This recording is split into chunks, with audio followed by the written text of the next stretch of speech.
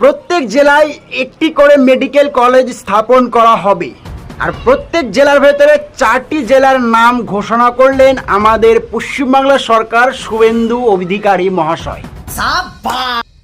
এই 4টি জেলার ভেতরে সব থেকে ইম্পর্টেন্ট জেলাটির নাম হচ্ছে দক্ষিণ দিনাজপুর জেলা। এই দক্ষিণ দিনাজপুর জেলায় যদি একটি মেডিকেল কলেজ স্থাপন হয় তো আমরা চাইবো যে গঙ্গারামপুরে যেন এই মেডিকেল কলেজটি স্থাপন করা হয়। আমার মনে হয় না যে গঙ্গারামপুরে হবে।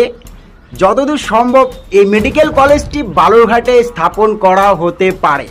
তো কার কি মতামত আমাদের দক্ষিণ দিনাজপুর জেলার সাধারণ মানুষের, আপনারা কোথায় কেমন কি করাতে চান আপনারা কমেন্ট বক্সে অবশ্যই কমেন্ট করে বলবেন। শুভেন্দু অধিকারী মহাশয়কে অনেক অনেক ধন্যবাদ। ঠিক এরকমই উন্নতি হোক আমাদের পশ্চিমবাংলায়। আমাদের সাধারণ মানুষ এটাই চায়। আমরা যেন বাড়ি থেকে বেরোলেই যেন দুটো মানুষকে বলতে পারি যে এই সরকার, এই পার্টির সরকার এই জিনিসটা করে দিয়েছে। তো খুব ভালো লাগছে। জয় হিন্দ, জয় ভারত, ভারত মাতা কি জয়।